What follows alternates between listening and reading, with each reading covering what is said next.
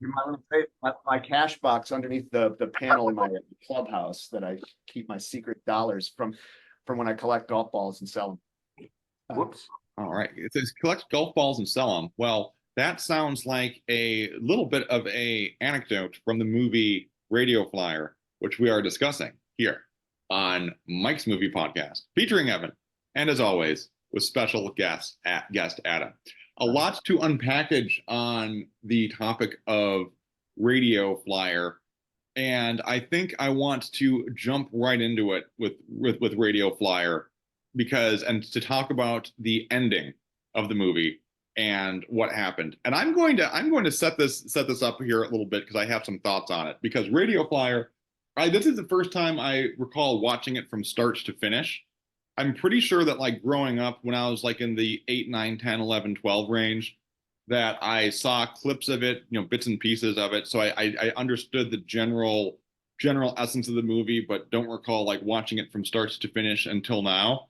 And I think there is, thinking about it, there is like a little bit of a like Stephen King, like, your perspective of the world as a child versus your perspective of the world as an adult thing, going on in the movie.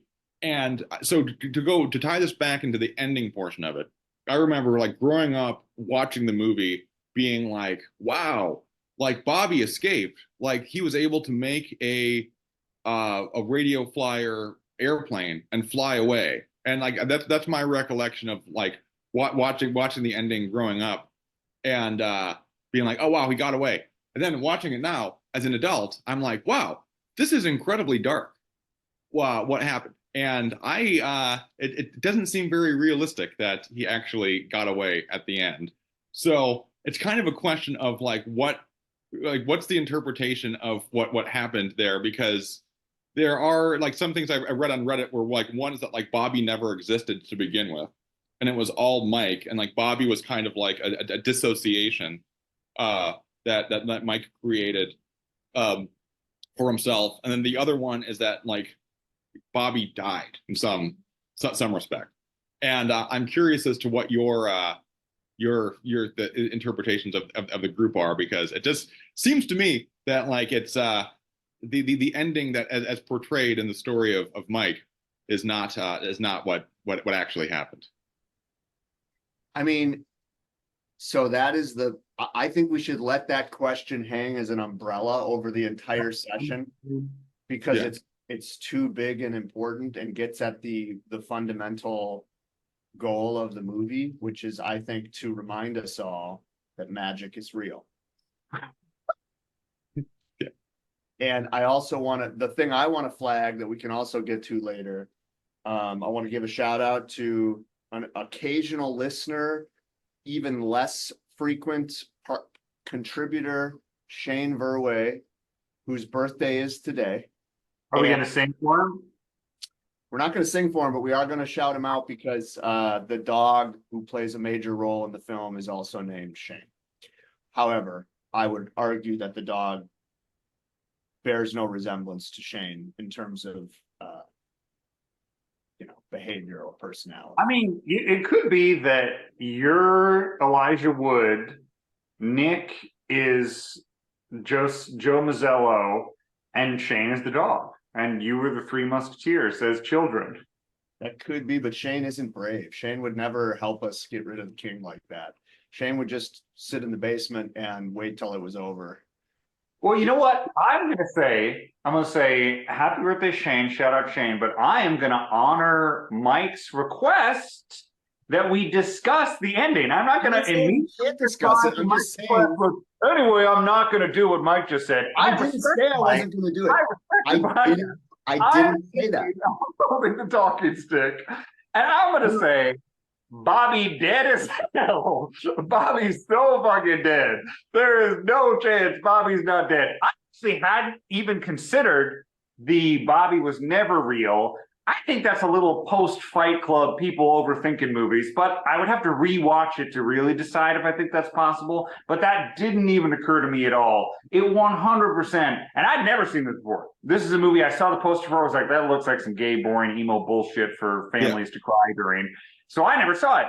But then you guys, the Johnsons, bring it up, and I was like, man, I guess that. And I'll tell you what, you look on Letterboxd, you look on the Internet Movie Database, number of votes, number of views. People are not watching or talking about this movie. This is a relatively forgotten. People know what it is, like Mike said. People are like, oh yeah, that. I kind of think it's like some kind of like family drama, whatever. But like, I don't think people actually watch this or talk about this.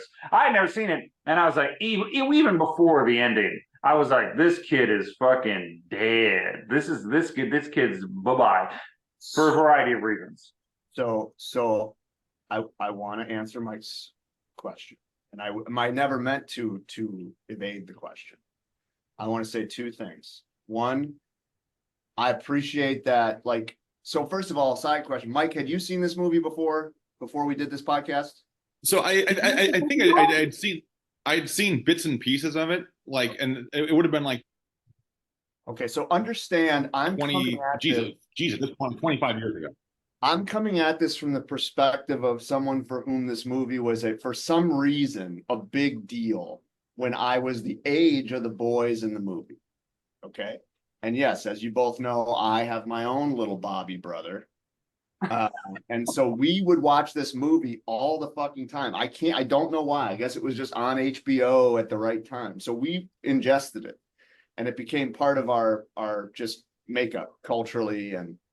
And I will say, I hadn't watched it, same Mike, 25 years, but I probably watched it 40 times in the early 90s.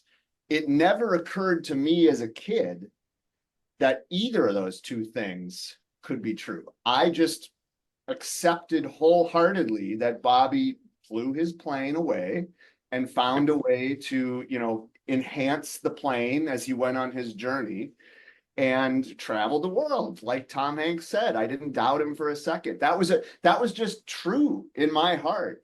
And it only occurred to me this time that, like, oh, he's dead.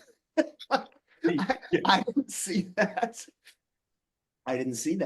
So that said, my final take is that, like, we talk about this with respect to other films as well. It's not given to us on purpose. And I think they want you to have this conversation and think about it. And the parents have a slightly different interpretation than the children who watch it. And it's not clear whether we're supposed to think he died or escaped or didn't exist. And that's the answer. That's the answer. No, nowadays, I mean, like, look, I appreciate you guys coming at it scientifically and looking on Reddit and all that, but that kind of breaks my heart, right? Because nowadays, that's how we approach everything. We want to go in and figure out, like, what exactly For the record, I did not do that. Yeah, well, but you looked on Letterboxd. You both looked up data. I looked at the number of people who've watched it on Letterboxd. Yeah. I'm not criticizing you. You did what we do. We look up the data. You looked up the data. You have no imagination, Adam. You had to go on the data and see the rankings. I'm a statistician. I don't think Adam even knows what he said. I couldn't tell what he said. I don't think he even knows what he said. So that was. What? Yeah. Well, but I know what I said. We all have our different statistical methods. I think that's the key takeaway here. Well, so yeah. Well, I mean, what you're saying, Evan, though, I think it is. So I think it is interesting, and I think that what you said and what it means specifically is, like, just accepting wholeheartedly that Bobby and Mike created that, and he flew away.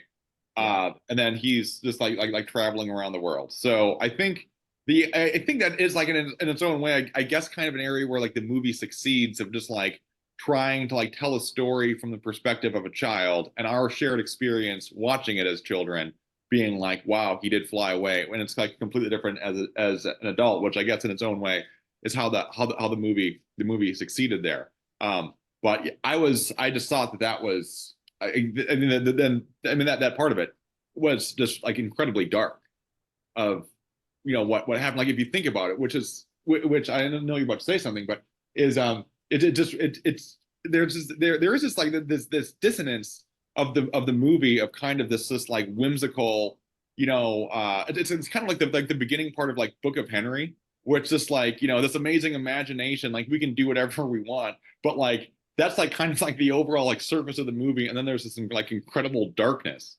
That's just what makes the movie fantastic in my opinion. Yeah. It's its ability to be both lighthearted and fanciful and imaginative and absolutely brutal at the same time.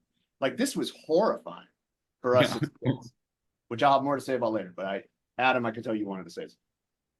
I was just going to say that, like, I am extremely pro ambiguity in interpretation of movies. But you don't In my opinion, even though, like you're saying, and I 100% believe you, and I 100% think it makes sense and was deliberate that children could watch it and be like, wow, he made it. In my opinion, there is no chance that in world of the movie, anyone's supposed to think that's real.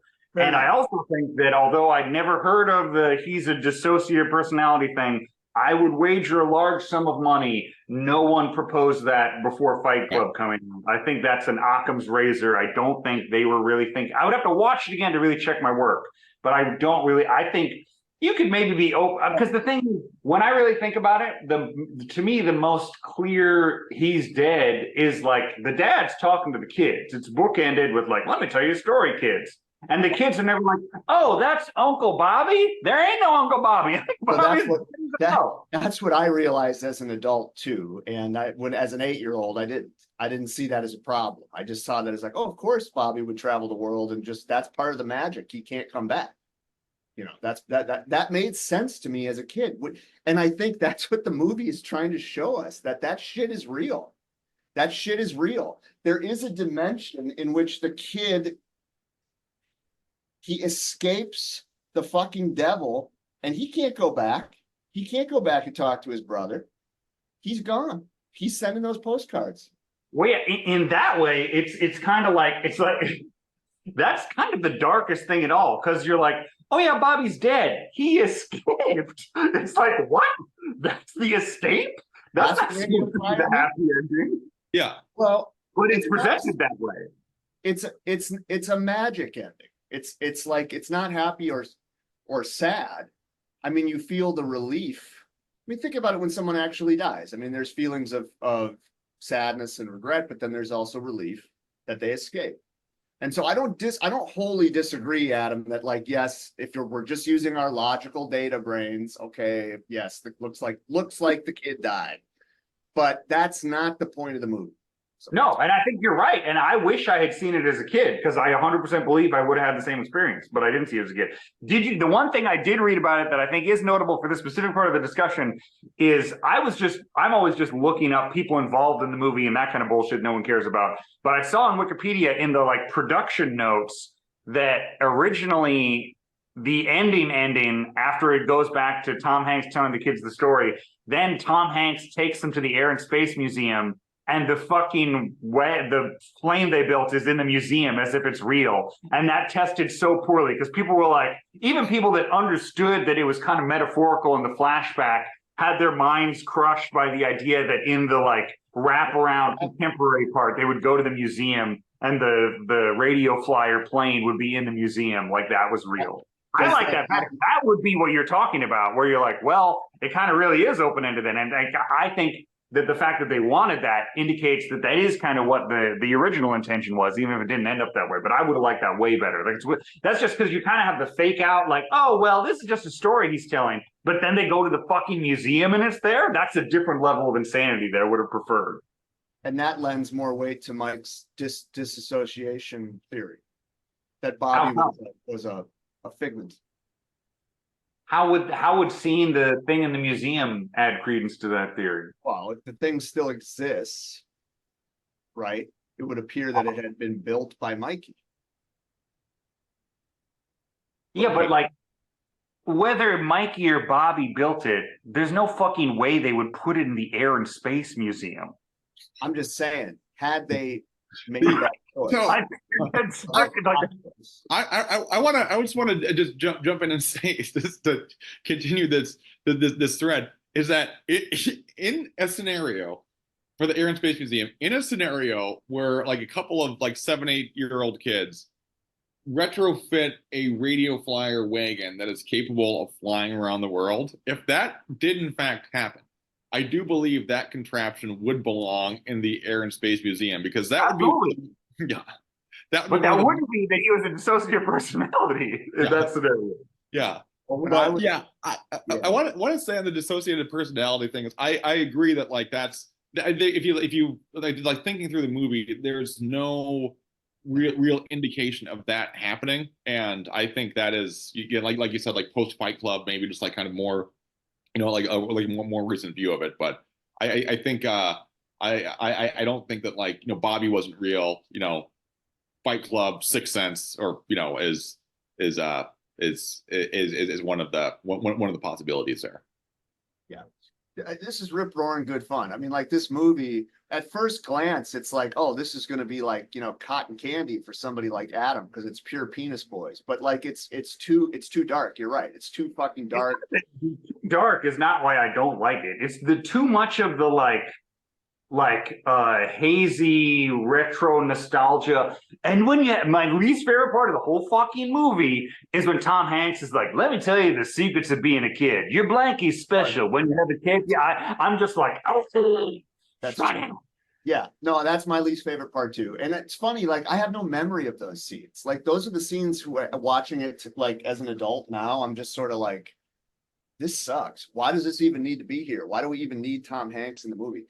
Would have been better to have Daniel Stern also, by the way. I feel like that was something that he just should have done. Like that was a job, Daniel He Stern. could have been the dad That's what I'm in saying. a real against type cast. Oh, well, okay. So we talked about Shane the dog and how that's not really meaningful other than that today's Shane's birthday. So we dedicate this podcast to our friend Shane. Happy birthday. The thing that stuck out to me the most was that now, I mean, you could talk to my brother Nick about this, who will be dutifully listening to this entire podcast. Yeah. He's already watching the movie to prepare for it. Nick and I, Mikey and Bobby, used to play a game called Radio Flyer. And one of us we'd take turns who got to be Bobby and who got to be the king. And the game was you just get drunk and beat the shit out of Bobby. That was the game. And we had so much fun playing it. It didn't occur to me until I watched it this morning that, holy shit, this movie is fucking brutal.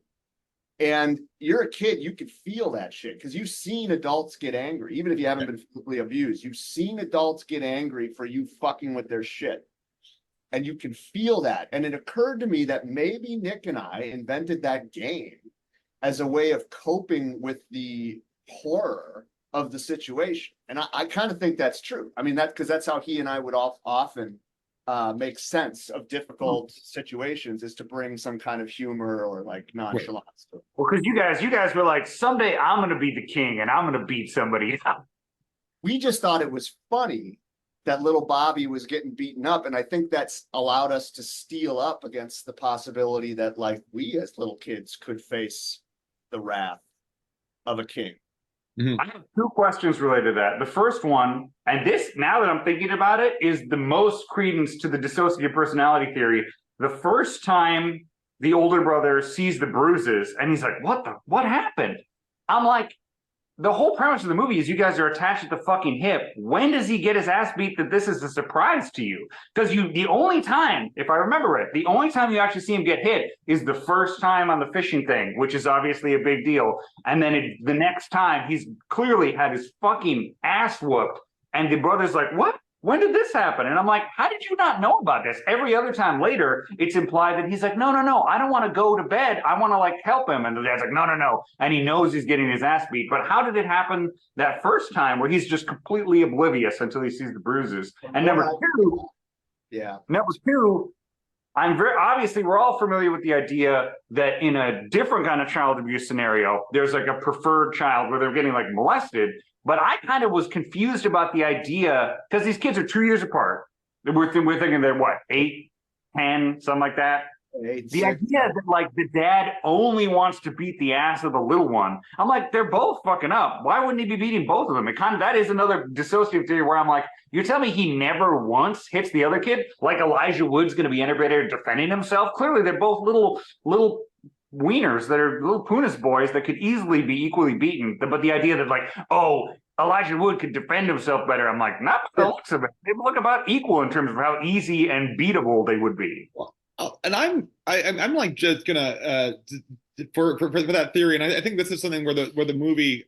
I mean, maybe I'm interpreting things and just being more charitable to the critique of critique of the movie here, but like I agree that it seems unlikely that like Mike would be able to defend himself more than Bobby in that situation because like I mean look at them, they're about the same size and it's like 7 years old, 9 years old, not going to make much of a difference, but it would make sense in the sense that like Bobby would not be really able to like clearly articulate what was going on or would be able to like say anything about in a believable manner or like maybe Mike would be able like would be more of a liability to like tell his mom what was happening.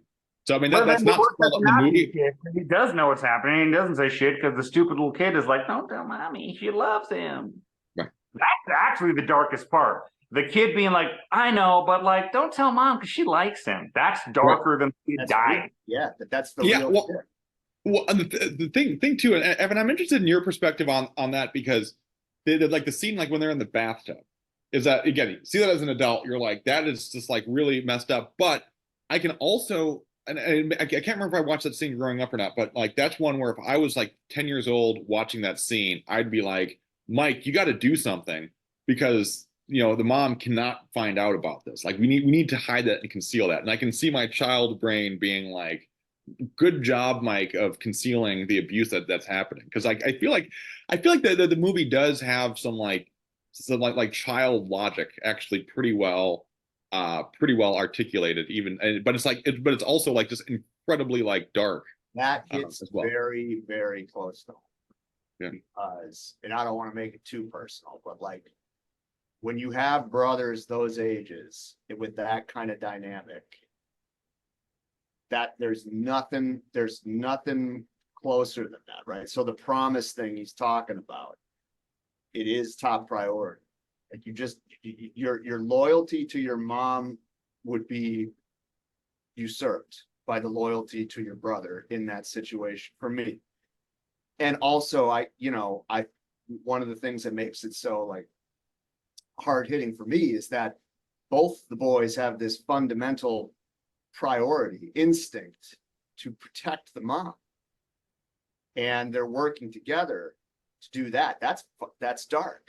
That's the dark stuff. But that is a real thing that I think little boys, especially when they're in unstable, dangerous situations, they become little protectors. And that's what they were doing. I mean, I don't know. I think the movie's like too good, despite the stupid Tom Hanks stuff. Like of all the movies like we watch a lot of like classic cinema, but like of the 90s movies, like this one to me has a lot more substance than the typical fare that we address on this podcast. But that's my take. I mean, I agree. So I'm agreeing with you, Mike, I guess, that would make a lot of sense to me as a kid. That of course Mikey's role in that situation was to protect Bobby's secret so that they could protect their mom. That was the goal. The other darkest part that is way more tossed off is towards the end when they're talking about the dad, and I forget who says it. I think like Bobby says to the older brother, like why does he do this? Why does this happen? And then Bobby's like, well, I guess he just loves beer more than us. And that's not the dark part. The dark part is then Bobby goes, that makes sense. Yeah, I caught that too. Yeah. But that's. I was like, did they show this movie at AA meetings? Well, I mean, I think Bobby's saying that's a really important scene, actually. But you know what I mean? It's very quick. It's just a quick little, and he's just like, yeah, that makes sense. The idea that he'd be like, oh yeah, he loves beer more than us. Checks out. That's about right. There's this whole other dialogue we can have about how, like, I'm not sure if the movie wants you to fully demonize the king. The king has a humanity about him. The king is flawed. The king loses his own mother. These are the things I didn't catch as a child. But when Bobby says, yeah, that makes sense, to me, it's like he kind of sees that the king too is suffering. And that even though the beer is opening for them means Bobby's about to get whooped, but it also means like this is how the king has to do to cope. There's some kind of understanding of that amongst the boys. And I guess I would say, do you have any sense? I don't. Of what the king is coping with? He's tortured. I think the movie wants you to see that. About what? Well, they directly, explicitly kill his mom in the movie. That's part of the plot. So there's that. But then also, like, the drinking, to me, and maybe this is just because I have more experience with it, but that kind of like that addictive drinking and self-soothing, that's trauma. You're supposed to see that as a response to trauma. But they don't really like indicate anything that he's dealing with. I agree that that's generally, but like I feel like they go out of their way to like not really give him much background or context. But this is part of the boys' experience, is that they are noticing and learning that adults have their own monsters. The mom has her monsters, that's why she needs to go to the king. The king has his monsters, that's why he drinks. And Bobby gets that. That's why he says that makes sense. What you're talking about does make sense. What the brother says is he likes beer more than us. And I would debate that doesn't make as much sense as what you're saying. What you're saying, I'm like, yeah, that does make sense and check out. Saying he likes beer more than us and going, that makes sense, is loosely in the same world you're saying. But I think that's a little more depresso for kids to be like, yeah, well, we do kind of suck, and beer's probably pretty cool.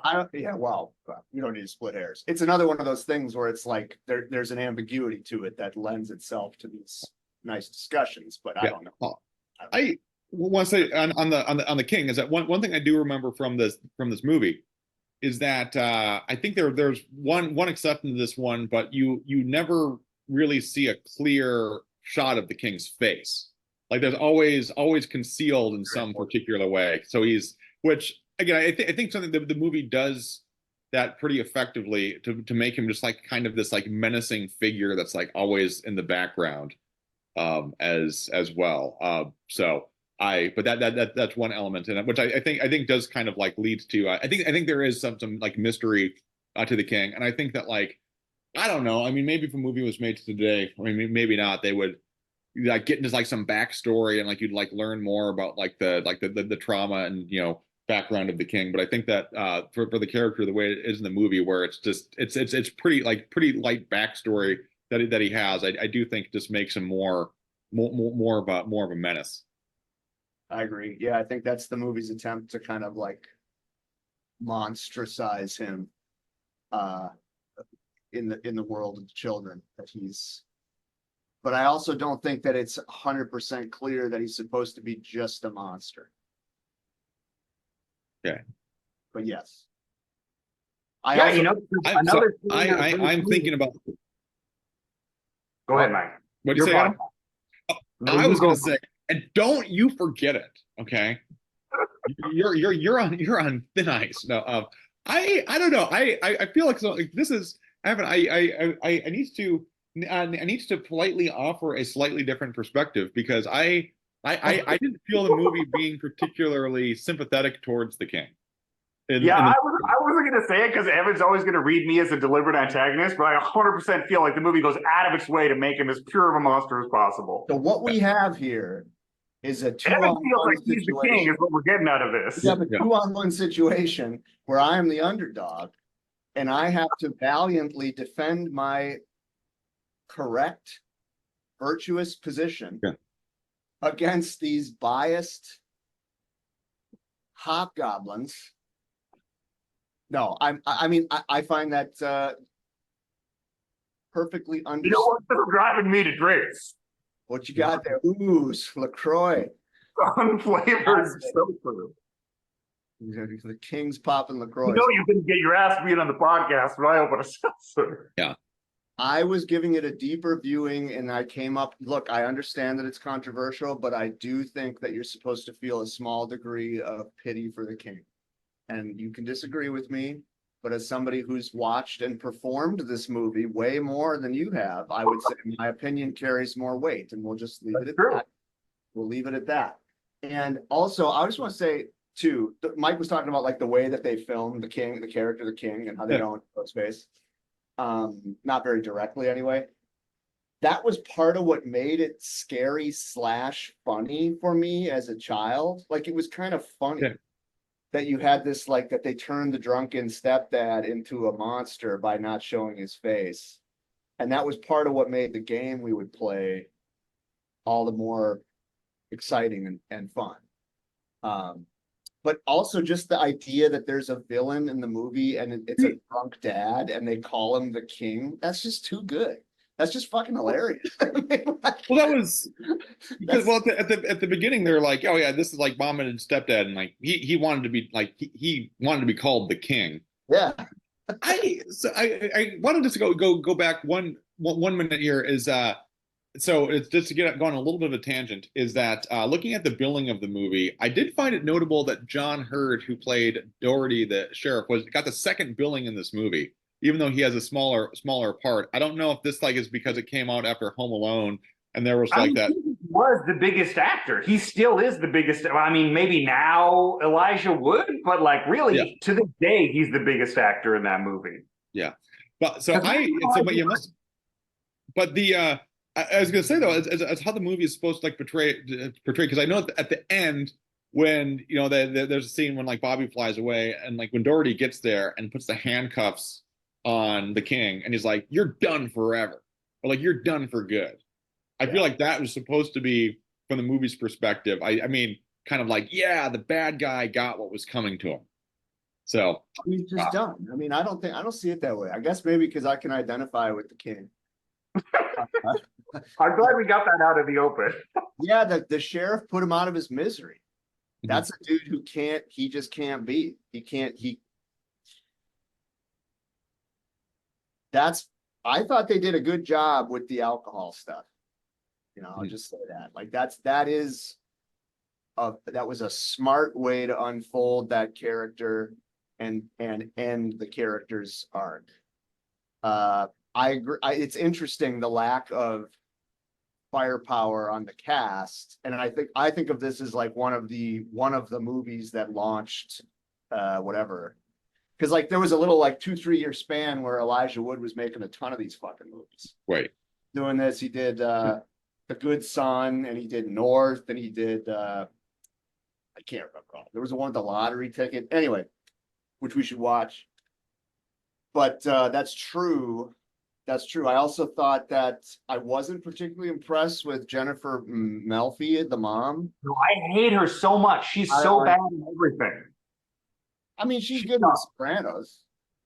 I don't think she is. I think she's the worst part of The Sopranos. I think The Sopranos correctly abandoned that whole pretense early in the series because they were like, actually, this lady sucks. Get this fucking out of here. Everyone else. Why does she suck? Why do they keep putting her in stuff? Like she's got a really flat affect, and it's not clear whether she's being serious when she talks. Like, what? Really? That's how you're going to say that? And as I think about it, I kind of agree with you about The Sopranos too. I mean, her character plays a very important function in that show. Yeah, but you could have a fucking cardboard cutout and it would be the same thing. She adds nothing to it. Yeah, why does she suck? I don't know, but it is kind of like someone bribes somebody, someone sucks somebody's dick, that she's in so many movies, bad and everything. Two things I want to say really quickly before we get off the topic. On the topic of John Hurd being the biggest actor in the movie, it's of real importance to me that if Evan, who identifies with the king, has never seen the movie Cutter's Way. Have you seen the movie Cutter's Way? I know. Haven't seen it all the way through, but I know it has him and he says something about raping someone.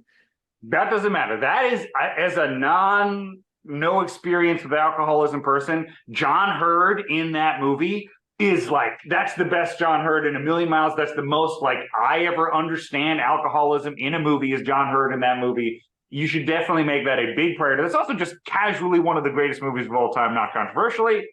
But anyway, and then the other thing I was going to say is before I was going to reveal that I agree with Mike that the king is supposed to be just full on evil, when I was going to be like, don't antagonize Evan, just say Evan's right. What I was going to say to defend your point is there's the scene early on when they move to the suburbs and they come home and they're slow dancing to Lay Lady Lay, which was really cracking me up. It's a very funny slow dance song.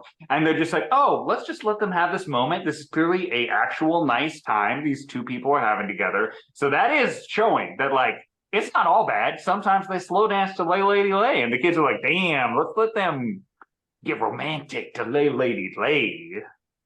That's what I'm talking about. That the kids, they respected that.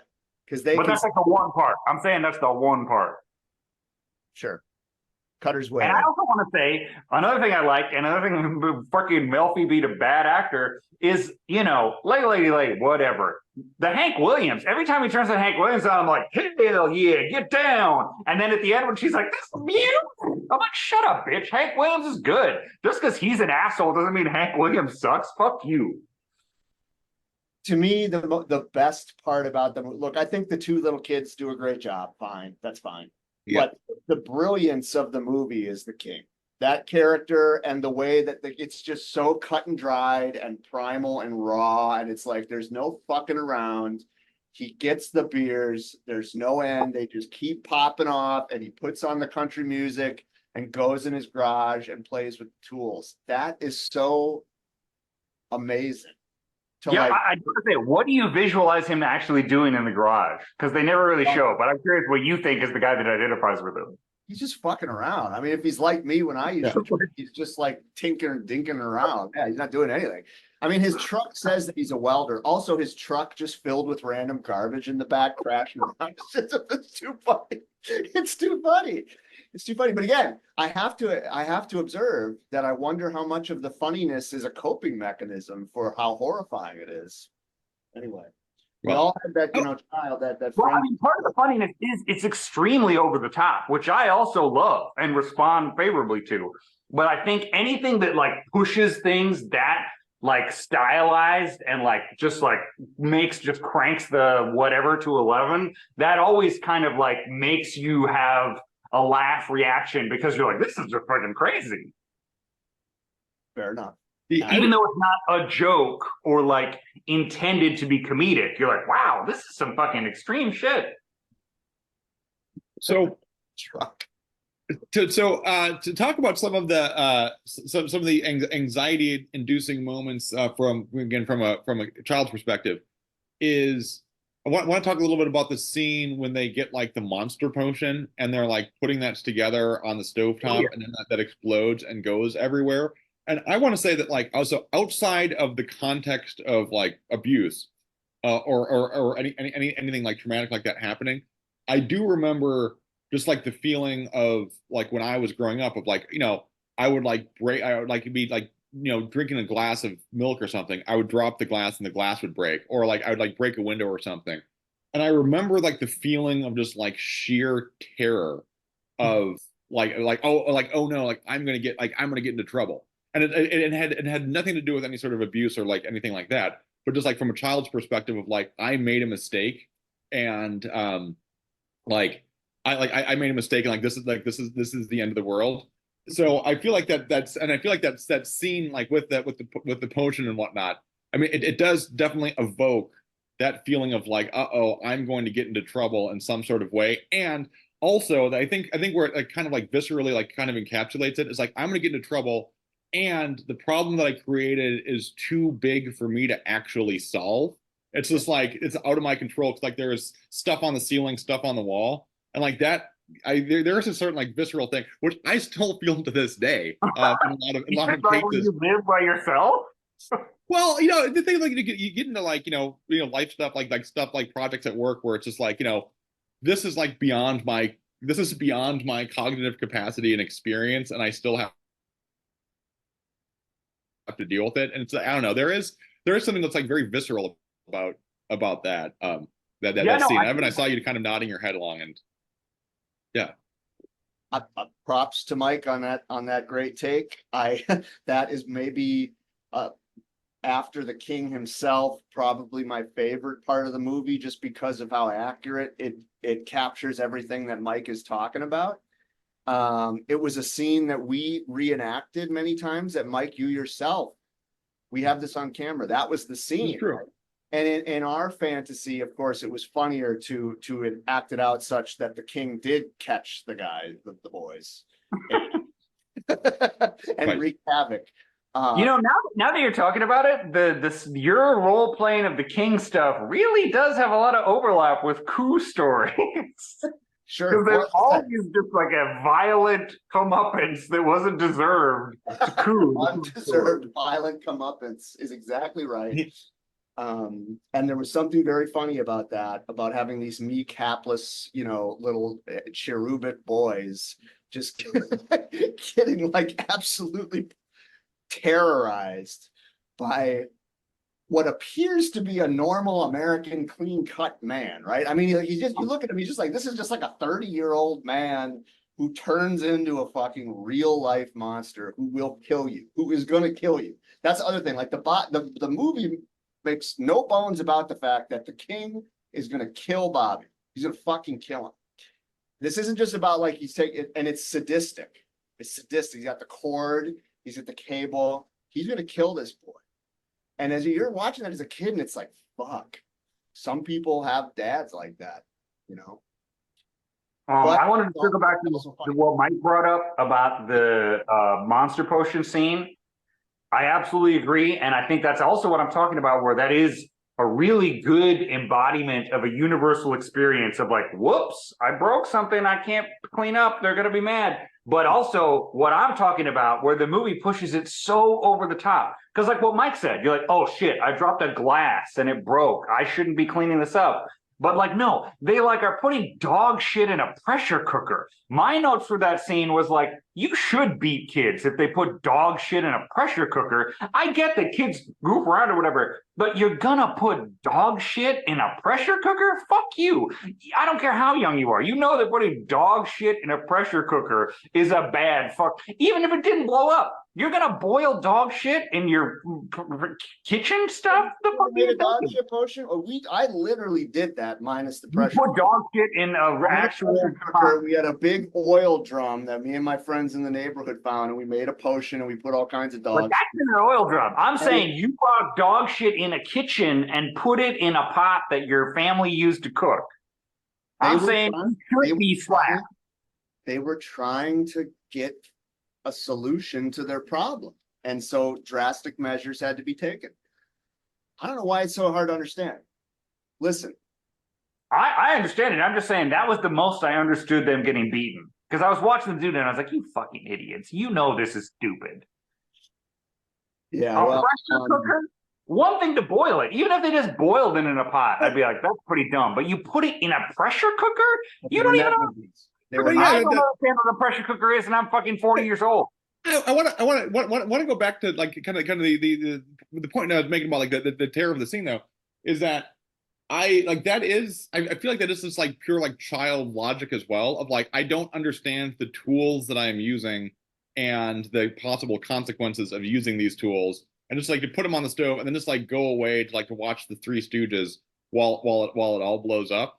I feel like what kind of what you're saying, Adam, about like that like not making sense is like kind of the idea, kind of the point of like these are just like kids. Like when you were talking about things you were terrified of as a kid, if I go back to when I was that age, way up there was anything with the stove. They were like, don't fuck with the stove. There's gas. It explodes. Never under any circumstances should you as a child do any shit with the stove. And I was like, okay, I ain't fucking with that stove.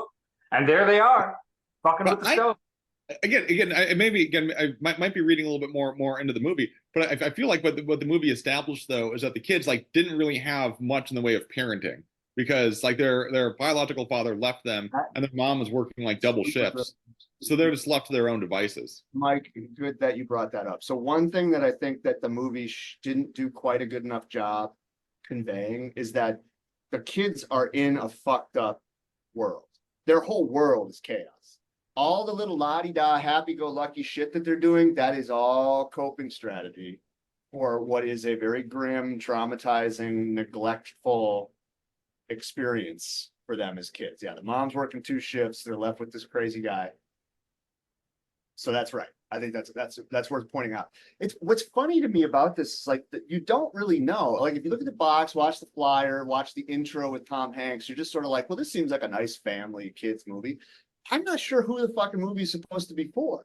Right. It's supposed to be for us to watch as kids and then rewatch as adults for the exact experience you guys had. Kinda, yeah. I mean, when I was a kid, it felt like, yeah, this is a kid movie, but there's some adult shit in it. I don't know. I feel like I fucked up because I feel like I missed out. I wish I'd seen it as a kid to have the experience you guys had, because I think that is the magic of the movie, is that it works both ways separately.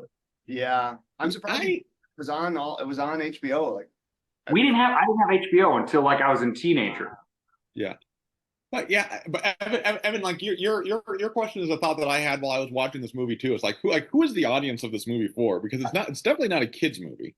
You know, it's like, I mean, if you're in like, you know, second grade, third grade, you know, the teacher's not going to roll in the TV and be like, everybody, we're watching Radio Flyer today.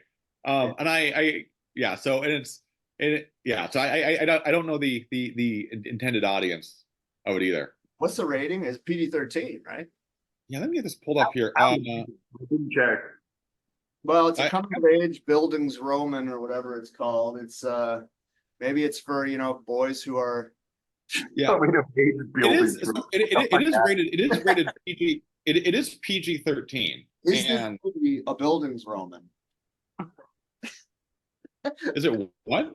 I threw that little nugget out there for Adam to chew on, and he took the bait. I spat it right back out. I went, this in here. This doesn't belong in here.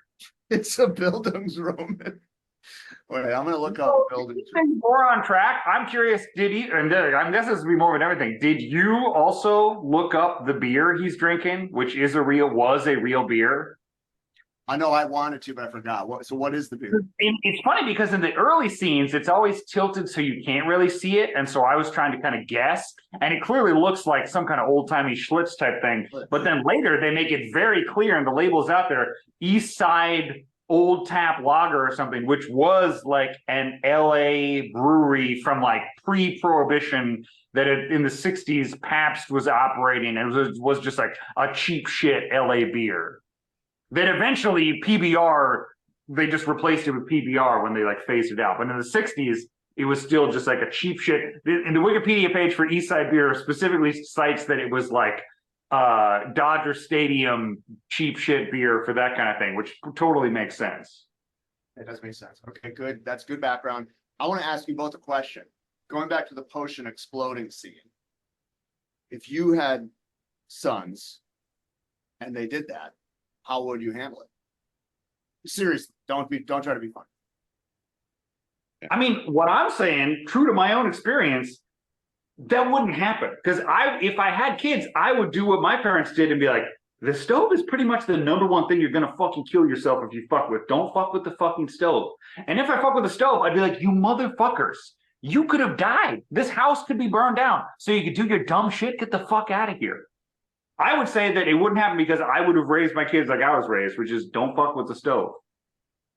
And if they did, I'd be like, do you understand? You could be dead for your dumb shit. And I would say it like that, and that would be scary. All right, so that's a non-answer. Mike? That's my real answer. That's my real answer. That's as real as I can be about the counterfactual hypothetical where I have children. All right, Yeah. Mike. Wow, that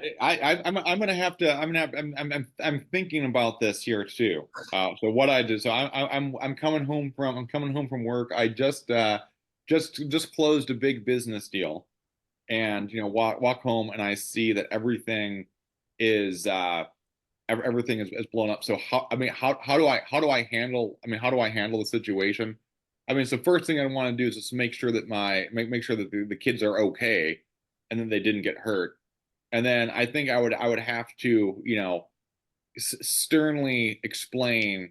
Well, actually, what I would do is I'd want to ask them what they were doing and why they were doing it, get their perspective, get their thought process on it, and then like very sternly explain like why they can't do that and to stay away from the stove is kind of the general outline of that one. Because with kind of the idea being, if you get their perspective, get their thought process, you can kind of use that to like fill in some of the gaps in their decision making to avoid that in the future, and maybe in some ways just kind of understand the understand the risk, because I think that the issue there is just like kind of a lack of understanding of like risk and consequences, and kind of maybe using that to do it. But you would have to also just very sternly set some boundaries about not doing stuff or stuff like that in the future, which might be a little bit vague and abstract, but No, I no, think Mike's given almost the same answer I gave, and I know Evan's about to tell Mike he's right and I'm wrong. look at this pouting. Listen, I love you both equally, all right? It's so you guys are Sidebar thing I forgot to say earlier. No fucking way did those kids clean that up as good as they showed it. That's the most fantastical part of the movie, is that given how baroque the gross splatter is, that they're up there cleaning it. I couldn't clean it that good. If you paid me and gave me yeah. I want to jump in real quick, because I did think about this. I also think we have to consider the possibility that like the mess was not as bad as it was portrayed either, because I think the way it was portrayed, it could have been exaggerated. It was Freddy Krueger. That was a Freddy Krueger slop spill, and yeah, no, I find both your answers mildly interesting. I just wanted to know. Mike's was presented more in the format of like a real. He took the assignment a little bit more seriously.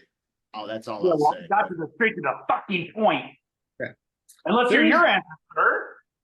I'd like to believe it would be more like what you guys said, but to be honest, if I had sons and they did that, what I would probably do is guilt trip them into never doing it again by like cleaning it up myself in a very sad, depressed way. And it reminded me, so there was this other little anecdote I'll share. My brother and I were being rambunctious, and my dad had a new van, and we broke the van. We broke the armrest off the van because we were horsing around. And it was just the end of the day, and he didn't even have the energy to yell at us. It was just sort of like he just kind of put his head in his hand and went, just fix it. And he walked into the house, and he was you could tell he was just so completely depressed and devastated and hopeless about the whole thing.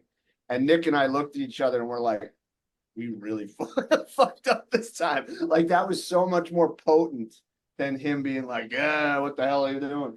So I'd probably reenact something like that. So you're more of the I'm not mad, I'm disappointed parenting style. That's not quite right. It was more like, I mean, we had clearly hurt our dad's spirit. Like we hurt him. There was a blow. He was like, you can just tell he's like, I can't control these kids and there's no hope.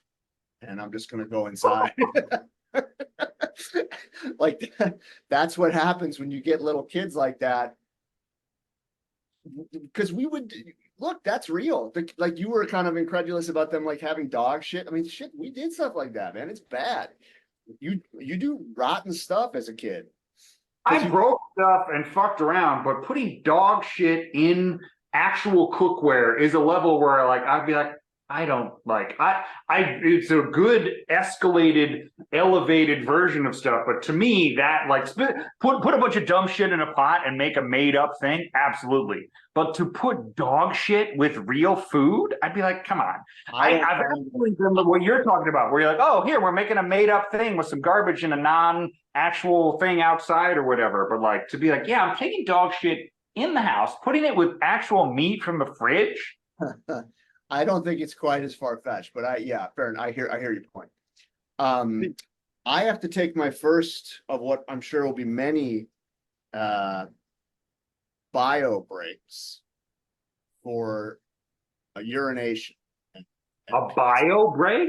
What's a bio? I have not heard that phrase in a long time. Is that what the kids are saying now? That's what the old people are saying. I work with some old farts, and that's what they say. Yeah. Well, gonna have to, because I don't like it either. I wanted to test it out on you guys to see how. I've never heard it. Well, it's not cool. I've heard it. I'm also connected. Okay. You've heard it at work, probably, right, Mike? Yeah, it's been a while, but yeah, this was about 10 years ago. But that's what it was a work thing. You know, we're all going to take a bio break. Yeah. It's like like Whitewater Summer, like when they took a group pee, that was really a group bio break. I mean, I could also pee. It would kind of be funny to all pee and see who's back first. Nah, it's gonna be me. All right. No, we ready? gotta keep it. Okay, Listen, we gotta keep it going though. Well, I was gonna make a joke, but Adam left. But Well- so, no more joke here. So, well, what this is reminding me of is about halfway through the Offspring album, Ixnay on the Ombre. They have a track which is Intermission, That's right. and that's what we're doing right now. Well, for the future, we need to have that track handy to queue up when this happens. But I get so excited before these podcasts that I drink all this coffee, and then it's like, oh, Jesus Christ, I'm gonna blow. But I am gonna wait till Adam gets back to pee, so that we can tread going. And I just, you know, I enjoyed this movie, and I enjoy. I win. Yeah, no, I didn't compete. I wanted to let you win. Uh-huh. Yeah. Here's a question I have. What was up with the stuff about the house that they bought? Like, where they were like, everyone was mad that he bought the house and we kicked the kids out. I'm like, was the house foreclosed on? How is that the king's fault? Mike can answer that. I'll be back. Yeah, we'll hold on that question because I do have have some thoughts on that point, and also from the kids in the neighborhood. So Okay, what do you want to talk about while Evan's gone? Well, what I was going to talk about when Evan was gone is that how we need to. The reason we can't take a break all at once is because if we have more than 5 seconds of silence here, there's a risk of some people pirating and like getting in. I'm surprised you know that esoteric, antiquated FCC rule. You taught me all about it. So did I? What was the context of talking about it? I just remember when I was at WSUM and I was on like some like sports radio shows, and I just remember there being a rule that like you can't have more than like 5 seconds of silence. And I could never remember why. So actually, when you were out here in Seattle, I remember I was asking you about that, and you gave me. Recently we talked about this last time. Yeah, you did. Yeah, I should have sent you the minutes. How did it come up that time? What did you say? How did it come up this recent time? Oh, I'm sure I just asked. I'm sure I've asked you about this like 8 times before, but I've just never fully remembered. I do like the idea of someone like pirate interjecting a YouTube video, like Max Headroom somehow like jumping YouTube. I guess honestly, that's kind of what ads are. When they put ads in your YouTube video, that's the real pirate frequencies, the commercials that we don't want to watch on YouTube. Yeah, the algorithm, the algorithms, they just know everything. I can't remember. Have you ever gotten the YouTube thing where you're like invited to monetize, like the Major Pain one or anything like that? Have we talked about this? I've not received that, no. There's a certain threshold. I've had it on things I upload on YouTube, which I didn't make, so I can't click it or I'd get in trouble. But there's some views over a certain amount of time threshold where YouTube's like, hey, people actually give a fuck about this. You want to put an ad in there? And I was curious if, I believe Major Pain is still our biggest hit, if that had ever gotten you the invitation to monetize.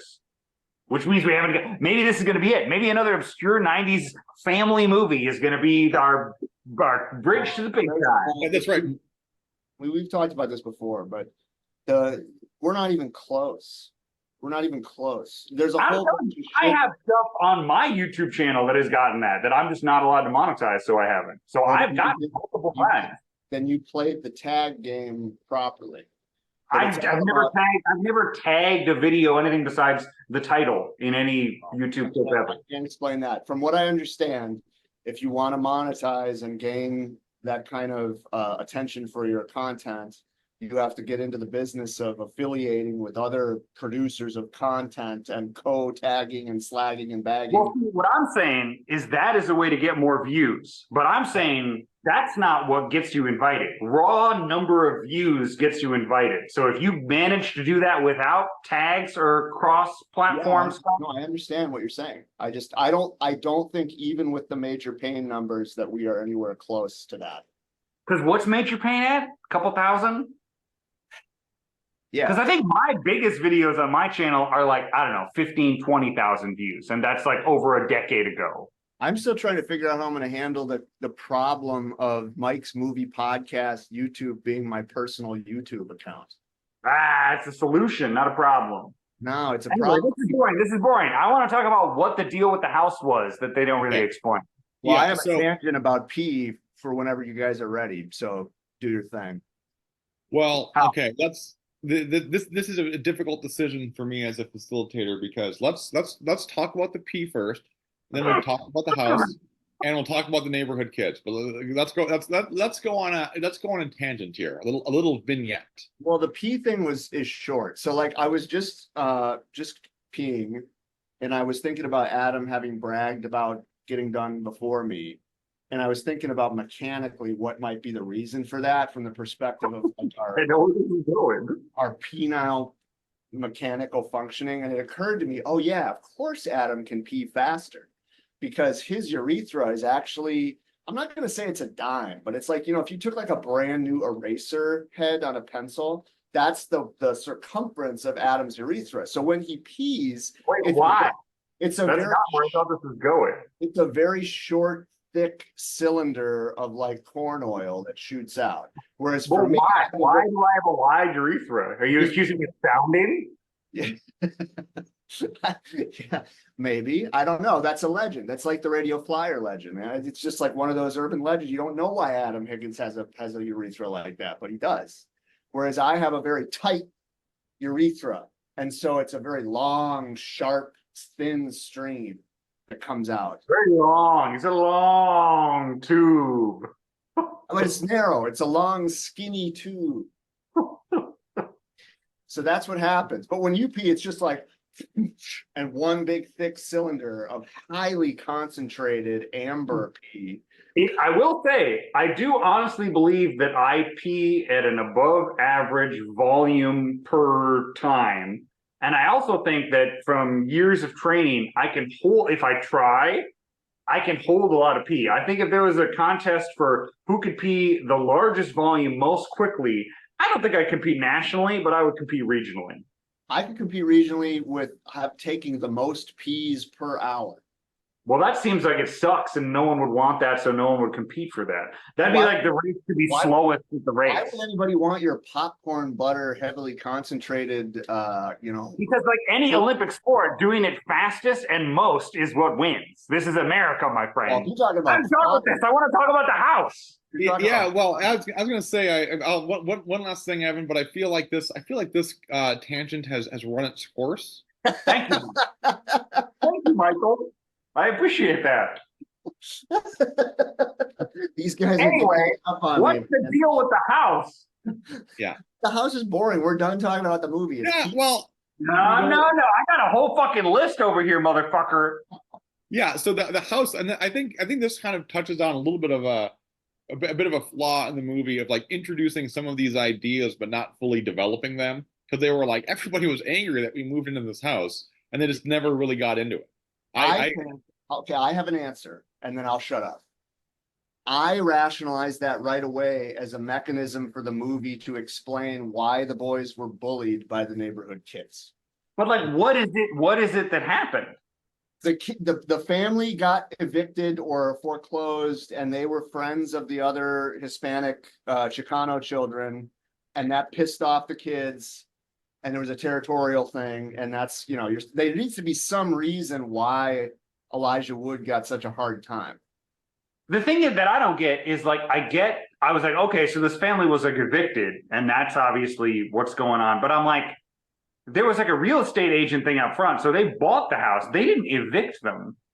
Like they bought it through, like at first I was like, oh, was he the landlord and he kicked them out to move in there, which would make sense. But they show the sold sign from the real estate agent. So I'm like, so like whoever, the city kicked them out, and then someone else did the whole, like there's no stuff in the house. Like clearly they got kicked out. Someone who bought the house then sold it. It just doesn't really make as much sense as like if he was the landlord and kicked them out or something. No, fair enough. Because yeah, you're like, wow, this clearly is a big deal and everyone hates them because of this. But I'm like, do people really hate people that buy a house that like someone else got kicked out of? You didn't kick them out. You bought the house after they got kicked out. the other boys miss their friends. Sure. You're the new, not only are you the new kid on the block, but you have encroached on the territory of a former ally who has disappeared. What do we also think about how, to me, it sure seems like there's a marked skin tone distinction between the bully boys and the main boys? What do we feel about that? No, they're overtly cast to be Southern California Latinos. Well, But that's funny. If you look them up, they're not. The guys that, if you look up those actors, it's like funny that they didn't actually even cast actual Hispanic people. That wouldn't They fly. were like, That wouldn't fly. You can't do shit like that. circle looking guys. well, the other thing though is like the city this movie takes place in is north of San Francisco. Correct. So, Really? the I thought it was LA. I hadn't heard of it either, but I looked it up because I was like, is this a real place? They make this up. Yeah, it's like an hour north of the Bay Area. right, which is Don't they travel to Los Angeles? right. I think when they first come to Los Angeles, that is Los Angeles, and they make a big point of it. There's a Los Angeles city limit sign. But when they move to the suburbs, they repeatedly show the Novato sign, the Novato Theater, and That's a fuck up. That doesn't make any sense. This is the king being like, I wanted to be mad at the Mexicans. There aren't so many. Can they be Mexican, please? No, it's just that it was a nice, neat plot line to have them go to the suburbs of LA and to have there be like slightly different Hispanic kids there. But now I'm upset that it's San Francisco. Honestly, the reason I looked up where the city was is because I was like, where the fuck which suburb of LA is this? Because it doesn't look like any suburb of LA, even in the 60s. Right. Well, and having just spent time in the suburb of LA, I was like, oh, I wonder if they're in Pasadena. And then as the movie rolls on, it becomes very clear that they're not. And then it's like, what's this Novato shit? I didn't look it up though. I don't care that much. Another thing I wanted to talk about, which I may have brought up on the podcast before, is where I grew up in Grand Isle, Vermont. We lived next to a golf course, and we literally did the collecting golf balls and selling them back to golfers things. And I'll tell you what, the golfers were not as amiable about it as they are in this movie. And I kind of even have a hazy memory that in the 90s, someone referenced, like, did you get the guys the idea from a movie? And I didn't know what he was talking about because it's literally what they show. Because they would hit golf balls in our yard because bad golfers were just totally dinging, not even on the golf course. Because there was like the road, then the golf course, and our house on the other side of the road. So you really had to be fucking up to be getting golf balls near a house. But I also wanted to shout out what I probably would have brought up before is I have a very low opinion of golfers because this was like not a big golf course, but they had a clubhouse. It was a normal, fully functional. There was and it was very small. There was a clubhouse and it was small. I don't remember how many holes it is, but like, I mean, 9 is normal or whatever. But anyway, not very big. Had a place for people to go to the bathroom. Repeatedly, golfers would shit in our yard and just leave their shit and toilet paper in our yard. And we'd be like, I don't even know why you're doing that. There's like a real toilet, like a short walk. And you brought toilet paper to shit in our yard? And my dad would be like, yeah, I don't get it either. Maybe they're mad that we sell their golf balls for 25 cents, but fuck those assholes. And I was like, yeah, these are fucking barbarians. Golfers are some of the most barbaric people. Well, is that barbaric sport for brutish people to take out their male aggression? But Adam, how do you know that they were golfers that were doing that and not like, just other locals? Because I lived in a rural area, and it would be really funny for like a homeless guy to somehow go all the way to our house and golf course and then choose our house rather than like the trees in the golf course area. Yeah, no, it's sorry. I didn't mean to imply that I'm doubting what you're saying here. I'm just like this. I know you two are both fucking country club motherfuckers. You're going to defend the golfers because that's really was your bread and butter. They're the most barbaric fuck. The reason I say that is because when Mike and I worked on the golf course, there was I remember we would rake the bunkers, and if you were just finishing up a bunker when the golfer got to the tee, they would usually just hit the ball right at you. Like they don't give a fuck. They think you're a piece of scum. Mm-hmm. So that's good. So we can have a unified front of fuck golfers on this show. Do you? I bet you two. I bet you golf as adults. You tell me neither of you motherfuckers go golfing as adults? Why golf? Mike is a There we go. There we go. Now we're talking. Golf is way too universal to just say, categorize people as golfers, and too many different kinds of people play golf. But country club golfers are dicks, many of them. Well, yeah. I mean, I do. Yeah, that is true. I did just bring it back to the old radio flyer motion picture, and I want to say real quick, Adam. So like when somebody said like, oh, did you get this idea for a movie? Like when you're selling the when you're selling the golf balls, I assume what they said is, did you get this idea from a movie, specifically the 1992 movie directed by Richard Donner and written by David Mickey Evans, Radio Flyer? Is that's how they actually put it, right? Well, I mean, here's the thing. Name another movie where kids sell golf balls back to golfers. I've never seen it in anything. And because we did it, I'm pretty tuned into it. I have to do my duty here and point out that for me, by far, the most noteworthy scene of that nature is in Beavis and Butthead, when Beavis and Butthead go and steal Tom Hanks' golf balls and sell the balls to people at the clubhouse. You are right. You are right. But I assure you that whatever fucking country club motherfuckers that were giving me shit were not watching Beavis and Butthead. Middle-aged men in the 90s were not having that as their cultural content. I don't think it's that uncommon. I think that's a normal thing that little kids do, is sell golf balls. I'm just saying, I'd never seen it. You are right. It is also in Beavis and Butthead. Besides these two examples, because a lot of the stuff this movie leans on are way more universal than like collecting golf balls, which is semi-specific to living near a golf course. Yeah. We'll have to ask ChatGPT about movies where kids were selling golf balls. And I mean, I don't recall. Maybe it happened in Golf Punks as well, but I don't specifically remember. But okay, so something I did want to talk about the movie is with the kind of the theme of Mike and Bobby being bullied by the neighborhood kids, and also the scene when they're like, "Hey, do you want to come play football with us?" Okay, so the football scene is one that I wanted to discuss a little bit, because I had a hard time fully understanding what exactly the message of that scene was, because at the beginning, there was I think I have a few things to say about this, but like at the beginning, it's like, okay, let's come play football, and they're like, hey, we're gonna play this game. Can't remember exactly what they called it, but it's like, we're going to give you the football, and like you have to like get to the bikes. And you look at that and you're like, okay, so what this actually was a ploy. Basically, they wanted to like beat up Mike here, and we're going to like basically like lure him into a game, and then we're going to beat him up. But then like he wins the game, like he finds a way to actually do it, and it seems like he's able to like either like win some respect of some of the other kids, or the kids were like, oh wow, like great job. And it seems like, which kind of led me to believe that they were that's actually the game that they were playing. So I found myself, maybe I'm overthinking that a little bit, but it's like it started off as something that seemed like a clear instance of bullying, but then at the end I'm like, I wasn't quite as sure if maybe that was the game, maybe they won the respect, but then like that plot point like didn't like go anywhere from there. So I would say what you described was 100% exactly my experience, where I was like, oh, they're just beating the shit out of him. And then they're like, you did it. And I'm like, oh, I guess they're not just beating the shit out of him. I also was kind of like, okay, I mean, I guess that's how kids make up games or whatever. But I basically had exactly the same experience with that scene.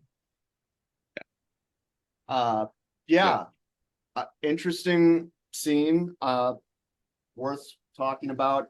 I guess I had a more straightforward interpretation that it was a kind of combination of, this is how young boys establish their relationships and their hierarchical structure, social structure, is through play. And that the invitation to play was not necessarily like done mischievously, but that they really did want to play with him, but they also wanted to test him. And that he passed the test by showing perseverance and bravery in fighting the dominant, the alpha child. And that did gain him the respect of the other kids. I thought that was pretty straightforward. That this was, you know, and it was also an opportunity in the movie for, you know, the brothers to separate, which they inevitably must do, and for there to be a plot opening for Bobby to be vulnerable, which was important. Because that's the scene that actually sets the final chain of events in motion, right? Because he hurts the dog, he hurts Bobby, he fucks up Bobby, and they decide they got to go that night. No, wait, what happens? First, I think that's the one where he hurts Bobby. Then later is when they almost kills the dog. Right. And that's when they're like, all right, well, not only are we going, the dog's going too.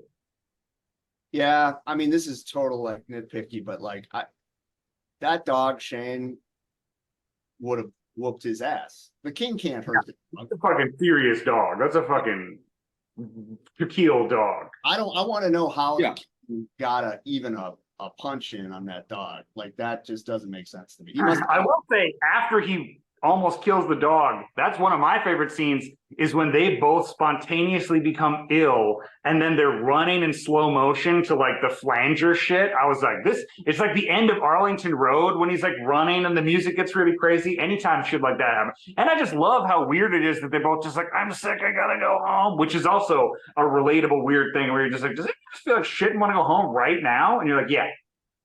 Yeah. I also didn't like how they just watched the dog be presumably dead for like 5 minutes. Yeah, before doing anything. They don't go over to the dog until it indicates that it's still alive. I'm like, what the fuck? Why wouldn't you go help Shane the dog? And then when they see he's still alive, they're like, oh, it's okay, we can go pet him now. I'm like, that didn't quite work. Shane is supposed to be like their brother. You know, you don't just watch him. Yeah, so I agree that was fucked up. Another quick thing I wanted to see if you guys have any childhood memories of in the very beginning when they're fighting over the model plane. First off, I want to shout out both shirts both boys are wearing in the contemporary part.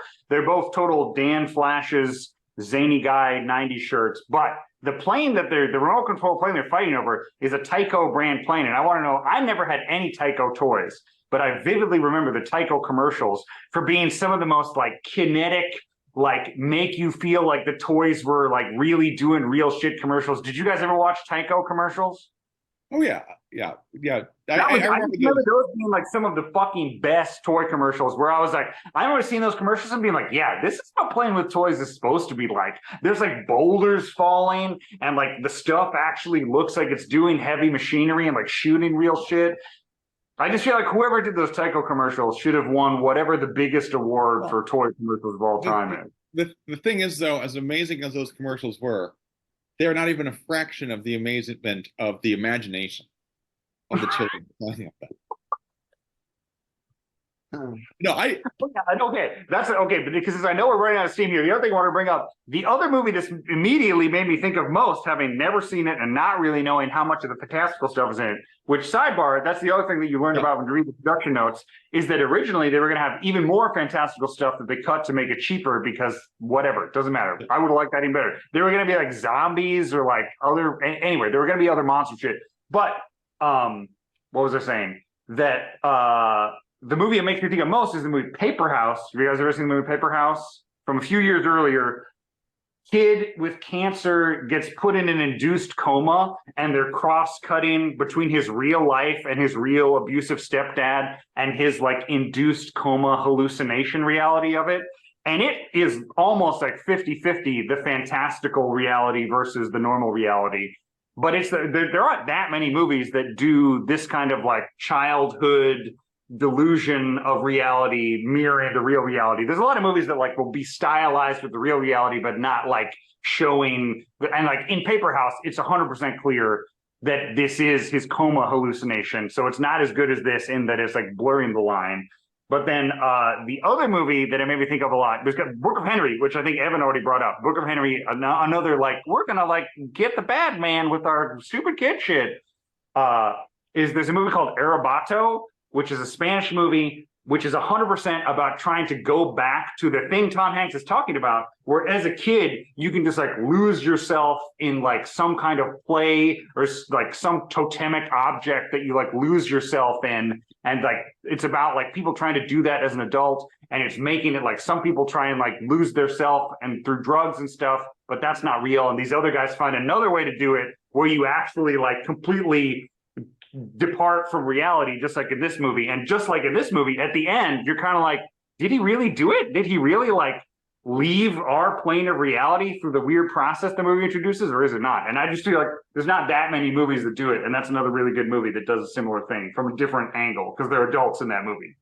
What was that movie called? It's called Arabato. It's translated as Rapture because the guy in the movie that's obsessed with it refers to the like childlike way of like obsessing or fixating on a totemic object to lose yourself as like experiencing rapture. And that's what he's trying to like recapture as an adult because of his memory of it. Yeah, two other movies that come to mind in this vein. One is Josh and Sam, and the other is Motorama with the lottery ticket. But those two movies are much more explicitly adult to me, at least Motorama. But I do think they belong on the same shelf with Radio Flyer, and that could easily be watched in succession. Yeah, you're right. Josh and Sam in particular does the more hedging its bets between what's real and what's not. I feel like Motorama almost entirely is in like a stylized universe, but Josh and Sam, you are kind of similar to like, so is this the real or is this not the real world? Well, what is that? And there are more movies like that too that came out in the same little time slice that doesn't really get made anymore, obviously. I mean, it's been a long time. But the early 90s had a fascination with that, like kid to adult, you know, let's explore the idea of imagination and how it opens up, you know, new worlds for kids and ways that adults can kind of understand. I don't know. Well, also, sorry for jumping in here, but go ahead. Actually, I'll let you finish. I'm done. All right, then I'm going to keep on jumping in. I'll point out, I've not seen it myself, but the motion picture Stand By Me was made in 1986, and I wonder if these the movies that are coming out are kind of copies of that. So like Stand By Me 1986, and then it would make sense that like 5, 6, 7 years later, you have kind of these, you know, childhood into adulthood movies. As long as we're referencing pictures, I do want to get into the action and just mention Swiss Army Man as well. Although that one's kind of like a kind of a childlike fantasy movie, but like from the perspective of somebody who's a full-grown adult. As long as we're on the topic, I did want to just jump back to the scene of at the very beginning of like the football scene as well, and this is also kind of getting a little bit into the cheeseburger ranking system that I have in a moment, because I think there are plenty of like flaws in this movie, but there are some scenes that did like resonate with me quite a bit, which now that we discuss it are probably raising my cheeseburger ranking. But for the football scene, like there were one element of that did kind of bring me back, is that so like Mike and Bobby, I think like Mike is like 1 or 2 years older than Bobby, but like remembering how like significant that age difference is at that age, because like if you're like in 4th grade, it's like I don't want any of the 3rd graders playing with me. You know, if you're in 5th grade, I don't want any of the 4th graders playing with me. And like how acute that like 1 year difference felt, and like how much of a difference that made in terms of like being excluded from some social things that would happen. And I feel like that scene kind of conveyed that one, you know, pretty well, of like, you know, the kind of the social rejection that you felt there. And you know, it's so true today, because that's why Nick and Shane are never on the podcast, because they just can't swing with the big dicks, even though they're only 1 to 2 years younger than us. It's funny you bring that up, because I do, you know, in our neighborhood, it was a very traditional kind of like in the summer, the kids were just out playing. And there would be times when me and Nick would separate because I was invited to go play a baseball game and he was not invited. And it was like devastating at the time. And it did lead to, I mean, I think it's part of what drove the differences in our character and personality. Because at those times, Nicholas would go pursue his own creative TV, video game shit, and I'd be playing baseball. And that's why I think the separation scene is so important for Mikey and Bobby. So you're saying in the world of the movie, Bobby dying is analogous to Nick getting into clown rap. It's Nick breaking free of the bondage of the oppressive system of being the second child, and all the expectations and comparisons, yes, and his rebellious nature that required him to spread his wings and fly to Toledo, Ohio, and Peoria, Illinois, to drink Fago with. In the world of your personal version of the postcards are all just ICP postcards. Yeah, they're all from the Rust Belt. They're from Rust Belt cities. Like, oh, hey, I'm over here in Bloomington, Indiana. And then Tom Hanks is like, he went all the places we always dreamed of going. The fairgrounds in Bloomington. Peoria. Something I did want to make sure that we discuss is as well as the Fisher character as well, just to kind of jump in. A scene that kind of like stuck out to me at the end of the movie when they're fueling up like the radio flyer. I feel like the movie like really overdid it by like really making sure that the audience knew that we were talking to they show it up close and then someone's like, "Hey, Fisher!" Like right after the whole screen has been the name Fisher. And that's really interesting. That kind of thing makes me think that they wanted kids to be watching this movie. Yeah. For sure. I think they 100% did. I bet they were mad they got a PG-13 because it's for sure supposed to be people that were our age when it came out that saw it, that had the experience you guys have that I'm talking about. Yeah, because you're right. Like that's too blunt for adults. But for a kid, if you're trying to sell the plot to an 8-year-old, you might do something like that to make it. Because I was too stupid to figure that shit out. I mean, I needed every single cue they gave me. I probably. It is funny now that I think about it, because like they 100% make it clear with the dialogue where he like gets what they're doing and is like giving them tips, and you're like, that's already plenty. Then you see the name tag. Then someone goes, "Hey, Fisher," and then the kids go, "That's him." Yeah, that's him. Like it just and as an 8-year-old, you're like, "Oh, dude, did you get that? It's him." Yeah, but then they also show the newspaper clipping. Oh no, you're right. It doesn't stop there. It really is like beyond. That's like if you wanted to like teach overdoing it in film school, you'd be like, yeah. And then like every time it does one, you'd stop and be like, okay, film class, what do you guys think? Have they emphasized it enough? Is this the end of it? And everyone's like, absolutely, there's no fucking way. And then I didn't even remember a micro. I'd be like, nope. Then we'll move it across the newspaper headline. Yeah, well, and then also there was the limp too. Right. The limp, that's on the subtle end. After the name being shown, said, "That's him," newspaper clipping. So, well, but so do we? Again, at the risk of overthinking it, I feel like I also don't. I also am still like having some lingering doubt. Like I know that in the. Let me take a step back here. So like the whole movie is the retelling of the story from Tom Hanks's perspective, from Mike's adult perspective. So like no question that in that story they go to Fisher.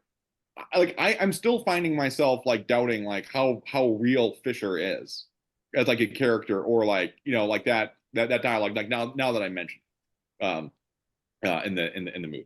Actually, yeah, well, yeah. So what do we think? Is Fisher a real person, or like a real legend? He's a real legend. I mean, the boys that had the big idea was inspired by this other neighborhood kid. So that part, yeah. But I mean, again, that's one of those questions where it's like, if you're looking for an answer of like, well, is he real or is he some sort of mythical, imaginary character? It's like, yeah, that's the answer, is that it's a question.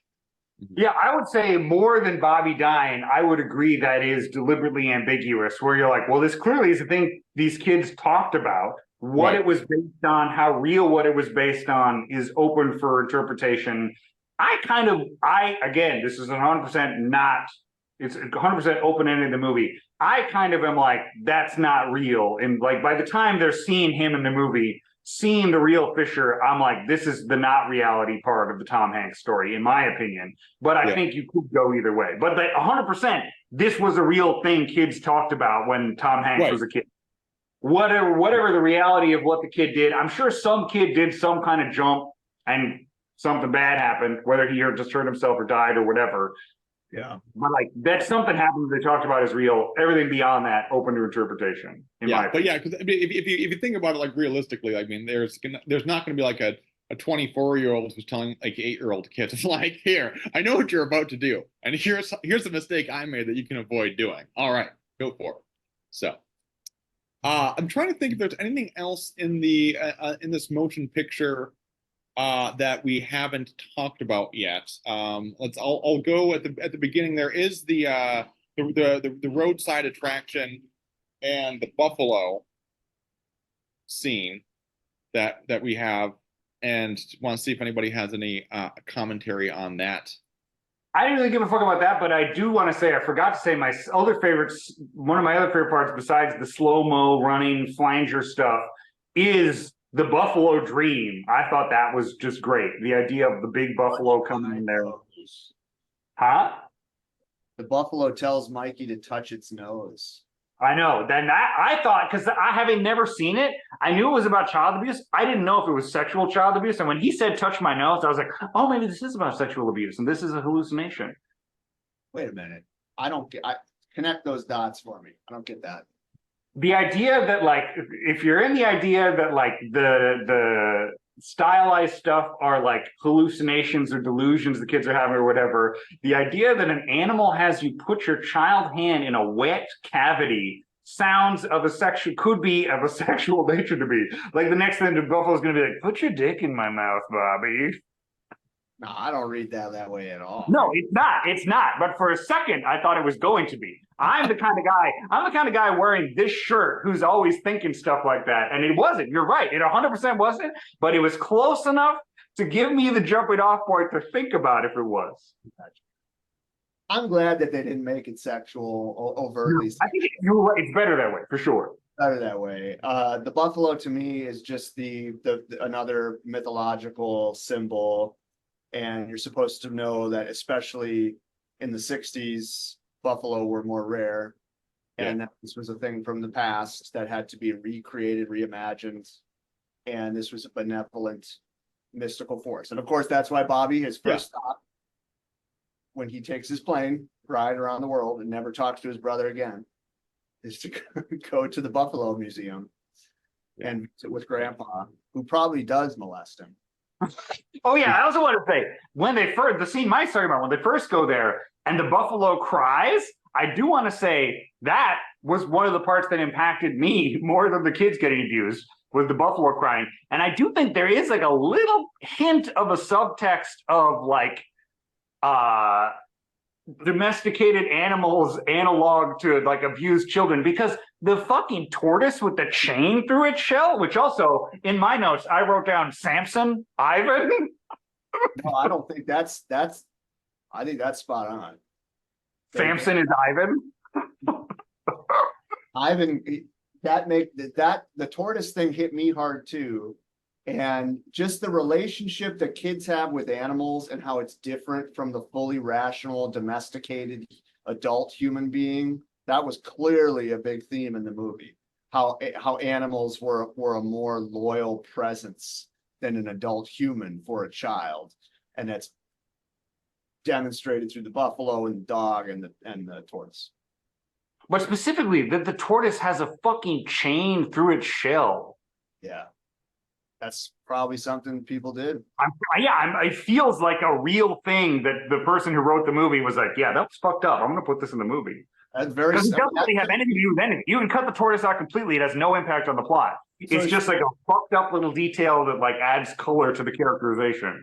It adds depth to the movie. Like, to me, that's what makes Radio Flyer a 4 cheeseburger and something like Josh and Sam maybe only 3. even though it's also a 4 because everything's a 4. But like to me, Radio Flyer is in another tier. Yeah. Well, and I'll say with Samson too, and I think that this is something that was also absorbed from a Reddit thread, but the Samson part, like the Samson part does tie into the ending of the movie, because Samson at the end of Grown Up Mike's retelling the story, like the kids are like, so is that how we ended up with Samson? And if you recall, of course, Samson was on the radio flyer that Bobby had. So like if they had Samson, then obviously Bobby did not fly away. So Mike originally introduced this idea of Bobby being a dissociative figure, and like there's, as we have talked, more evidence has emerged that could be that's a viable. Mm-hmm. The Samson thing is almost, I mean, yeah, the tortoise was on the plane. Yeah. But it could also be right that the if he died, no one was on the plane. So the only difference would be the turtle didn't also get murdered. No, I'm right. I'm saying the fact that so it suggests that you should consider the idea that Bobby was a representation. Yeah. I think you still could just be that Bobby died and no one got away. The turtle's still there. The turtle didn't die, but no one went away. But the turtle was on the plane. I know, but in the world where that's not real, it doesn't mean that the kid on the plane was also not real, because the turtle's real. He could have just died. I don't think there's any. I think you're right that makes it like, well, they didn't get away. But to me, that still could just be the kid died, not the kid wasn't real. It could also be that Tom Hanks is lying to his kids, and they just bought a new Samson. Absolutely. But as you know, as a turtle owner, those motherfuckers can live a long time. Oh yeah. Yeah. I wish they'd shown it, because then you could see whether his shell had the hole from the chain or whatever. I do want to just add two real quick with the buffalo. Again, this is also ideas not of my own from Reddit, but like if there is like symbolism with the buffalo being alone and being sad, and like that's introduced in the beginning of the movie. So like, what does that suggest, that like Mike was always alone, or is there just like kind of a theme of like isolation and loneliness that occurs there? But I guess the open questions for the movie. This is too good for to be free. You know, this is some hardcore, you know. Yeah, this is our first Patreon episode, is what you're saying? Yeah, Patreon only. For radio, that would get Nick so good if this was the first one that it costs like $20. Yeah, he'd pay for it. Well, that's a thing of all ones we've ever done. The Radio Flyer, Patreon only, Patreon exclusive. Yeah.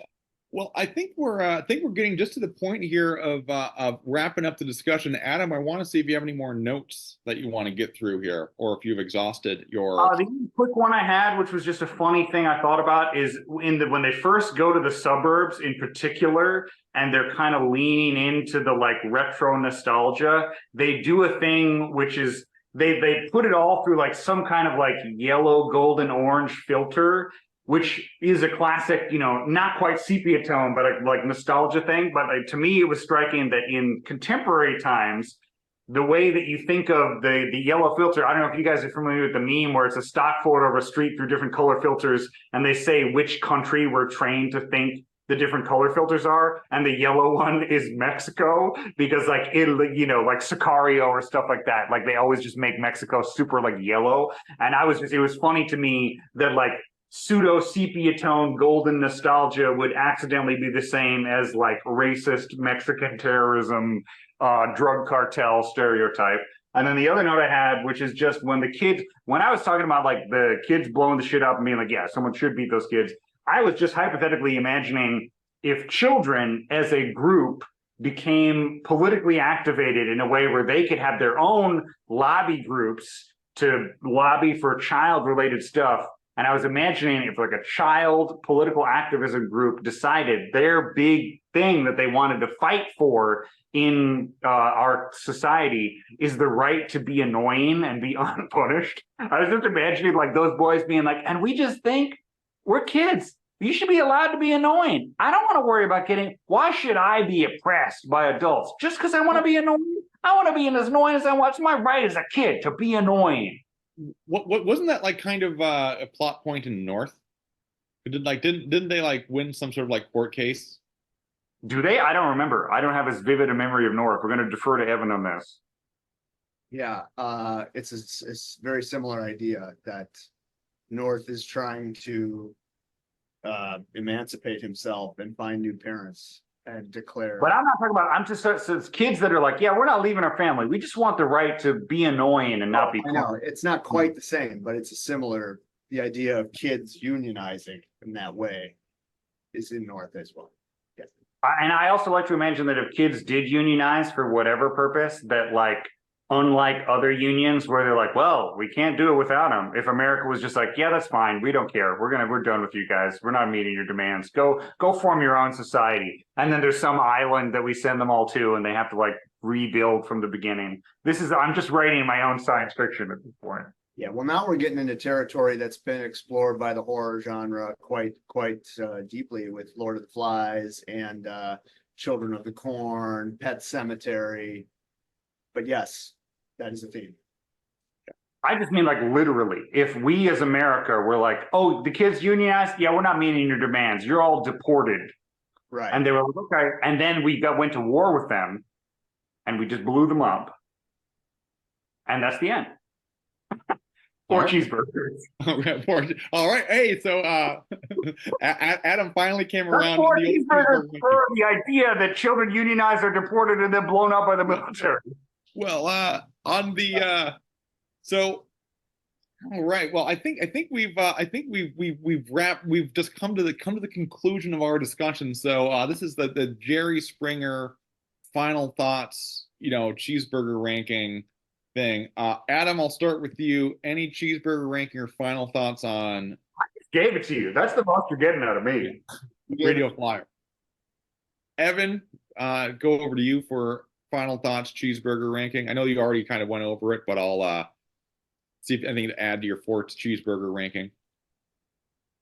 Yeah, I mean, I think I said it was a clear 4. I will just add that I do think that this is our bread and butter is this kind of movie because it was made for us.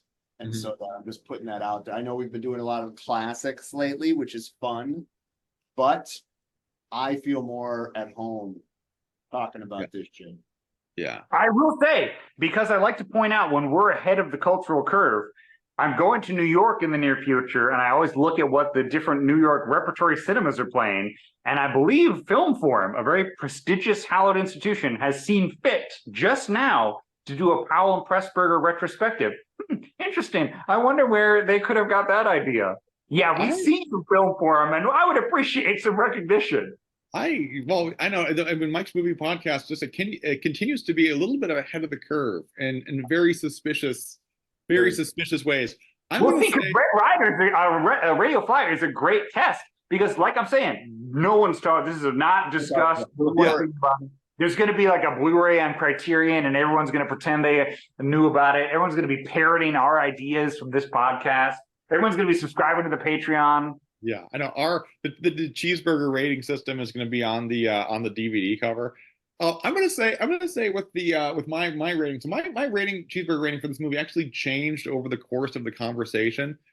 Because coming into the conversation, I was prepared to give it like 2 or 2.5 cheeseburgers because I think looking at the movie, I think there are several flaws in the movie that we like discussed all already, and like some plot points that aren't really fully developed and like don't really fully fit together, and some things like that. And I also would say this is not necessarily a movie where I'm going to be at work or talking to people and being like, hey, everybody, you need to see the movie like Radio Flyer. Like I wouldn't like give like I absolutely do that shit at my work, and people are like, why did you tell me to watch that? I'm like, so I wouldn't necessarily do that. But for myself, I'm going to settle on 3 cheeseburgers here. So 3 cheeseburgers, and the reason is like even with some of the flaws of the movie, there were several scenes that did like kind of uniquely evoke a reaction for me. So again, like the anxiety of the magic potion scene for one, like kind of like the social rejection feeling of the football scene, just kind of the overall menace of the king. there was a lot of stuff in there which did kind of bring me back, and I think it is just an interesting retrospective of like my experience, like familiar with it as a kid versus watching it now. So I think the movie definitely has its flaws, but it did evoke some feelings and emotions and thoughts in me in a very unique way. So that's how I settle on the three out of four cheeseburgers, which in the world of Siskel and Ebert is thumbs up. So that's my rating. Cool. Good stuff. Yeah. So the big question, what do we do next? What's another movie like this that we should be doing? I guess that's for the super Patreons to. We'll stop. Yeah, for $100 each. Yeah. But I don't even have one to propose. And I think you're right. I agree with Evan that this is in the pocket for us, but I don't even really know, besides Josh or Sam or Motorama, which I kind of feel like are over discussed in our group, even if we've never done a podcast about them. Almost too obvious to do those. We could do it, but I'm thinking something more like well, we were doing the baseball movie. There was Angels in the Outfield. Which I've never seen. yeah, well, Christopher Lloyd. well, yeah, I think it's a bit of a stretch, but Angels in the Outfield does have some overlap thematically here, as the kids are, in foster care, and like I can't remember if they were, abandoned by their parents, but there is some. It's a magical realism. Yeah. It's magical realism, neglectful father, two brothers, even though one of them is black. Yeah. Well, we don't have to decide right now. Yeah. No, that's a good pitch. I've never seen it. It'd be a great reason to watch it. I would be down with that. We don't have to commit to that, but I'm saying I always like to bring it up on air so people know what we're thinking of. And I would certainly be amenable to that, even though I'm not locked into it. Yeah. Well, let's take that discussion. We'll take that discussion offline, and we will let our supporters know, our listeners know, when the time's right, what is next. But thank you everybody for tuning in, listening to the podcast. Hope that you enjoyed listening to it as much as we enjoyed making it. Have a great day. Goodbye.